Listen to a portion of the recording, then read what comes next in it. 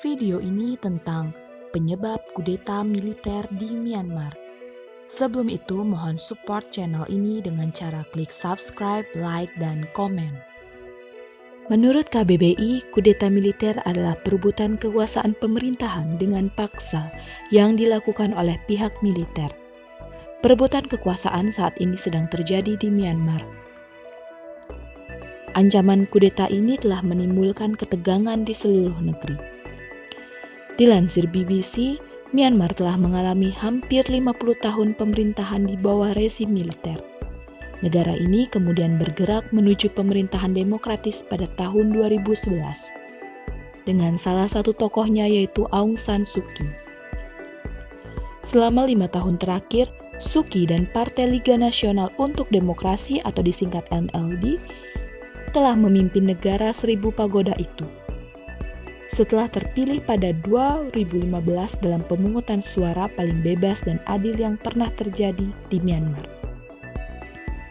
Tetapi pada tahun 2021 Senin 1 Februari lalu, Partai NLD dan Suu Kyi seharusnya sudah memulai masa jabatan kedua.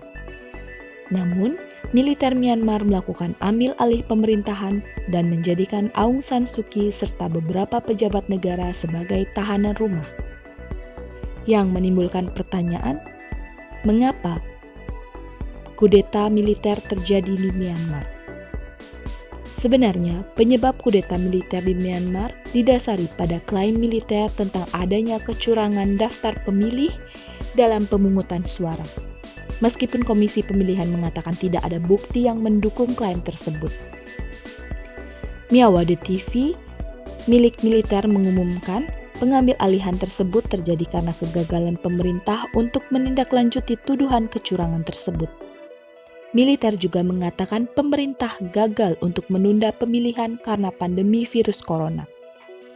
Militer mempertahankan tindakannya benar secara hukum, menggunakan konstitusi yang memungkinkan militer untuk mengambil alih pada saat-saat darurat. Namun juru bicara Partai Suu Kyi dan banyak pihak luar mengatakan tindakan ini adalah kudeta.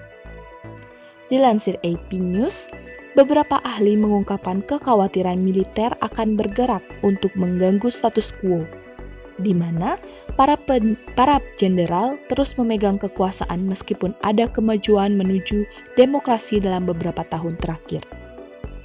Kondisi Myanmar saat ini, sinyal televisi terputus di seluruh negeri, begitu pula akses telepon dan internet di Naypyidaw, ibu kota Myanmar.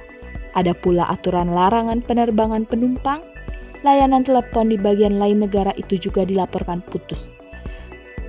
Penduduk berbondong-bondong ke ATM dan kedai makanan, sementara beberapa toko dan rumah menghilangkan simbol Partai Suu Kyi, Liga Nasional untuk Demokrasi yang biasanya menghiasi jalanan dan tembok kota.